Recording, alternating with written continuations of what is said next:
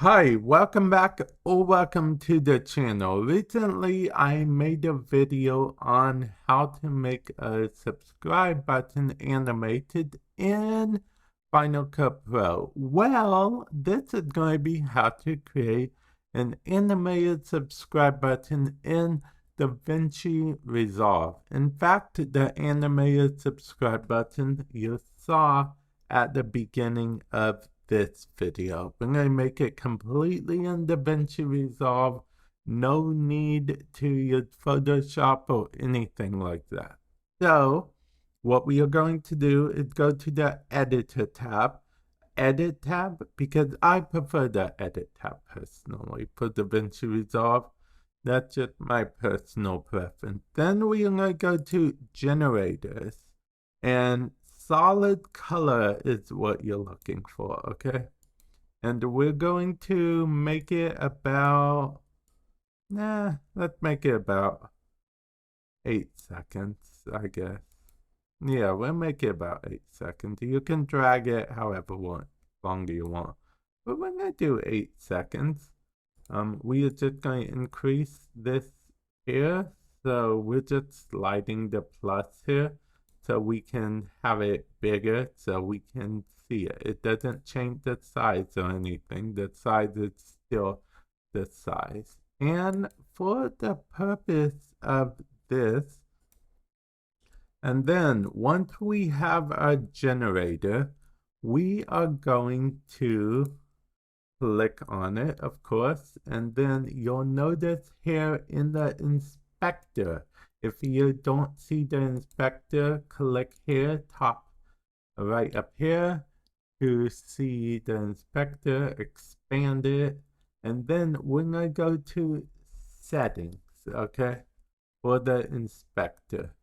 And that's exactly what we want here.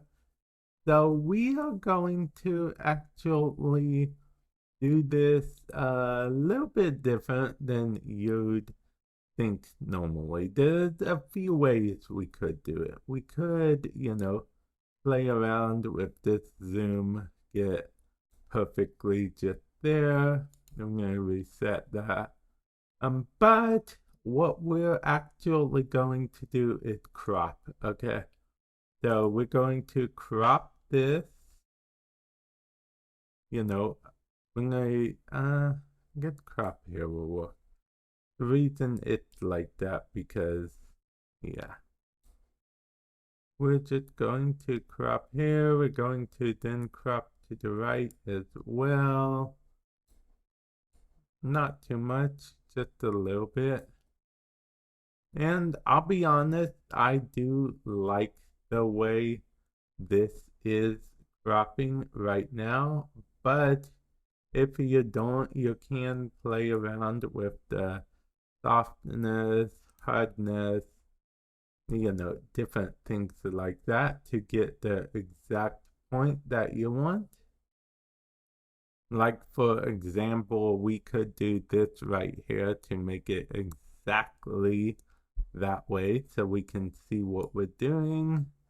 So what we are going to do is crop that there, crop the bottom a bit, crop the top a bit. It's starting to look a bit more like a, actual sub button, right?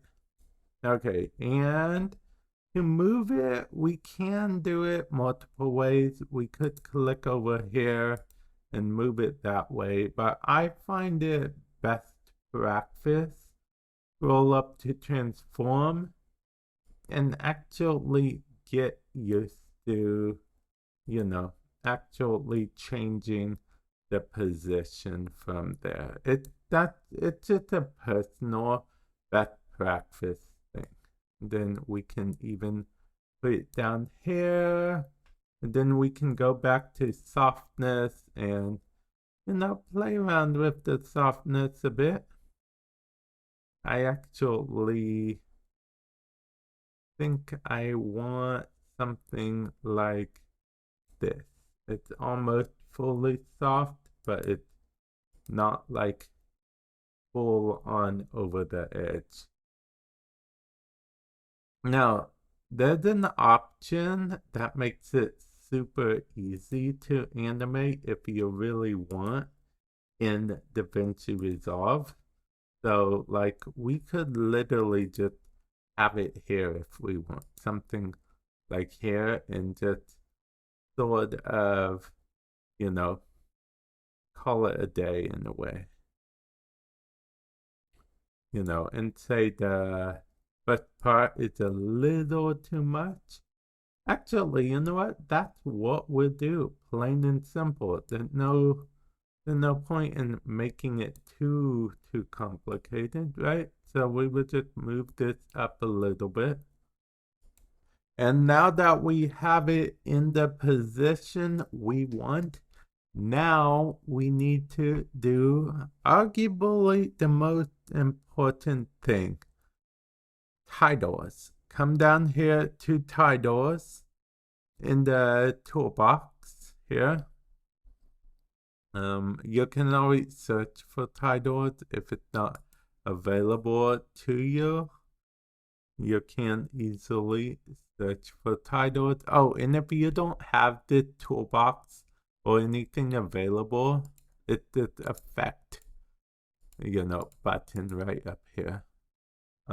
So yeah, we would drag the title over. We want the title to last during the whole thing.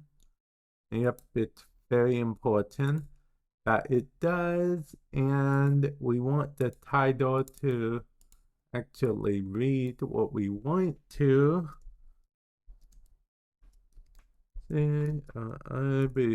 Subscribe. You can pick any font that's on your computer actually. Resolve should read it, no problem. As you know, that's not exactly where we want the subscribe to be, but what we're going to do, we're going to move the position. Like I said, it's usually always in good practice to get used to changing the X and Y. And honestly, it would be almost perfect the way it is right now, but for the sake of stuff, I'm going to go to solid. Once again, go to the settings, and we're going to add a little bit more on the left and right. So, we just need to play around with the cropping a little bit for that.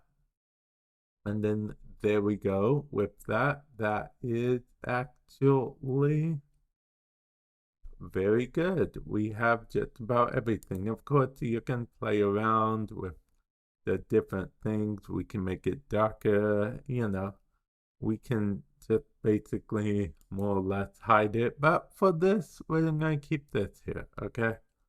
We are entirely going to keep this here. We could even get a little more fancy with it if we wanted to, but, we're just going to keep it here. We don't need to be that fancy. Just a simple animation. Okay, and this is taking a little bit longer because it's not as mainlined as it is on other stuff unresolved, but it's still very good. Okay, so what we're going to do is we're going to select both of these, okay? Right click on new compound clip. So basically it's all one thing now, okay? That's very important because now we're getting into the keyframing part. I know keyframing may seem kind of scary at times if you're new to keyframing, but it's not as hard as you might think, especially for something this simple. We have this at 8 seconds right now, but we can dial it back if we want. Since we started it at 8 seconds, we can make it. But it's important that you pick how long you want it to be before you start keyframing. So yeah, we will keep it at 8 seconds for reasons. and then we will go back to the starting point, okay? We will come back up to our inspector, and we will click on, well, before we click on that, there's one more thing we need to do. We will click on here, change it so the subscribe button is just off screen, okay? Then we will click our keyframe button, which is this button right here. That's all we will have to click of that. It will track everything itself. So if we go here to, let's see, what did we make this in total?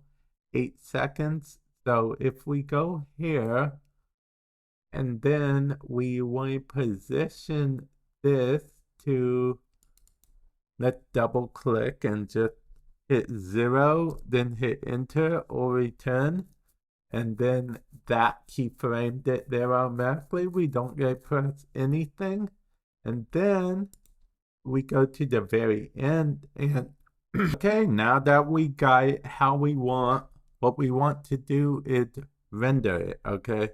This is very important, because if you don't do this part right, you won't get a transparent background. So this is how we're going to do this, okay? It's important that we click individual clip, okay? It will be on single clip by default. We want individual clip. It will give us the option we need. That's why we want individual clip, format, QuickTime. You can alternatively use AVI, but I find QuickTime to be better, I guess. Okay, and then for this, what we want is to click on DNHR, okay? That's very important because it adds this option to export alpha, and that's what you want, the alpha channel. Okay, and we'll just use this. This is perfectly fine because we're just going to be using this in DaVinci Resolve. Anyway, sometimes there is a small bug with this way, and that small bug is that sometimes it only makes it a transparent file for DaVinci Resolve. But in this case, we're only going to be using this in DaVinci Resolve. But, you know, I think straight would work best if you want to use it in other things. And then we are going to click on audio, uncheck audio, just so it only exports the video. Then you would pick your location, then hit export. And then, you know, import it to your project, of course, add it to your video, bada bing, bada boom. And yeah, hopefully this has helped you. Sorry if it's gone on for a bit longer. The process is a little bit different on Resolve than it is Final Cut Pro, hence why I'm showing you guys. And there's a few things that aren't quite mainstreamed. Alternatively, you could do all of this in the Fusion tab, but I'm not a pro at Fusion, and Fusion tends to get a little complicated at times. So yeah, with that said, I will catch you guys in the future. Later.